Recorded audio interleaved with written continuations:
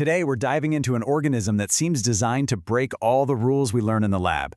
We're talking about Clostridium tertium. It's a true shapeshifter, part deceiver, part clinical sentinel, and, as you'll see, a huge challenge to manage. This quote really just says it all, doesn't it?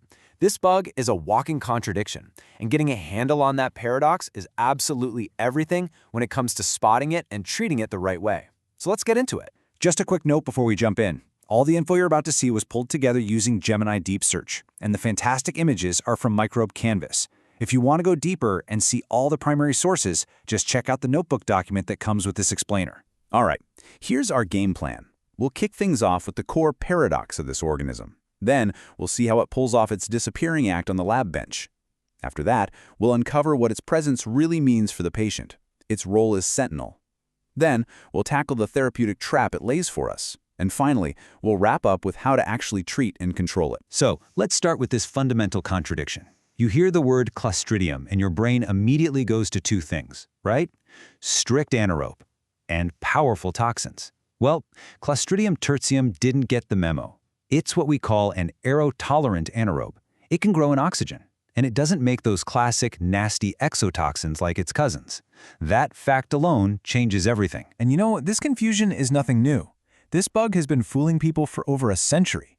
When it was first found in war wounds back in 1917, it grew in the air, so they called it Bacillus tertius. It took 6 years just to get it reclassified, and then another 40 years before we even confirmed it could cause serious disease in humans.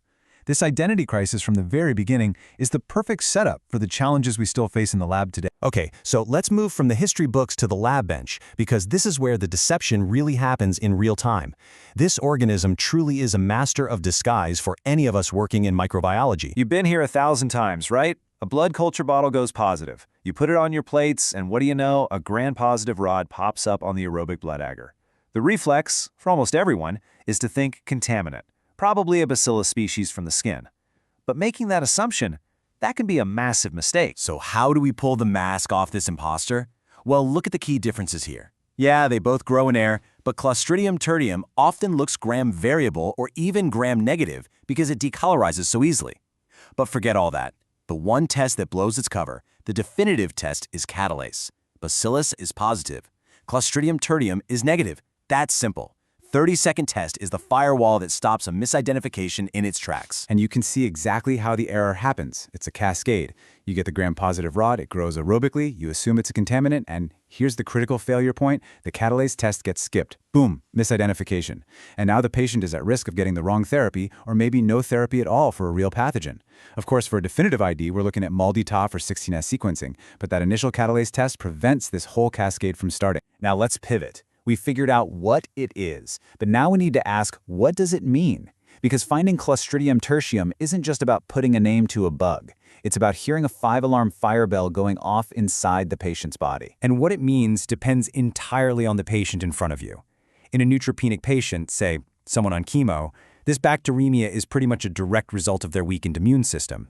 But in a patient who isn't neutropenic, that's a whole different ballgame.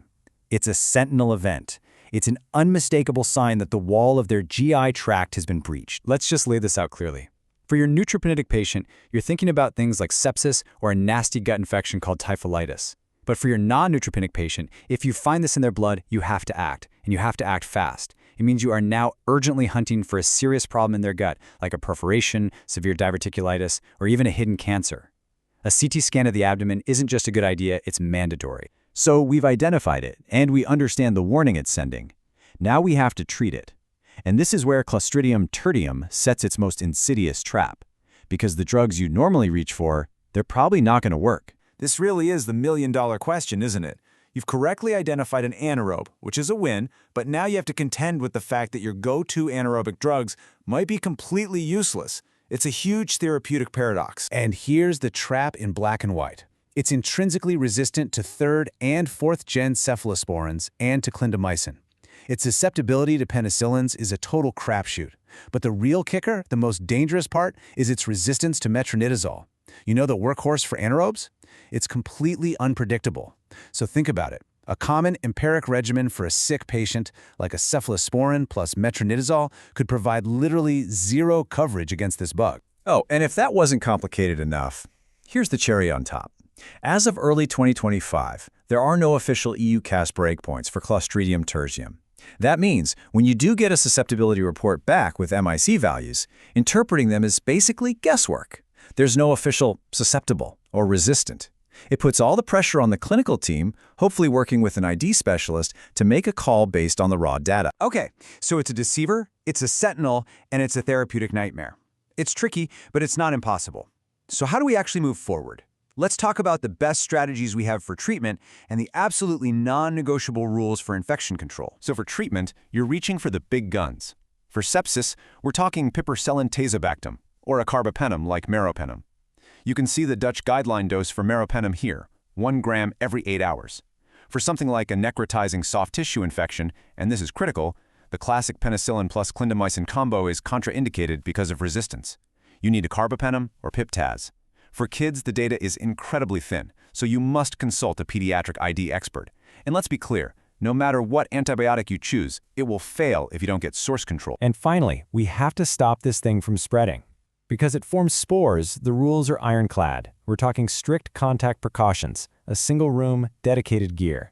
For hand hygiene, alcohol rubs won't cut it. You have to physically wash the spores off with soap and water.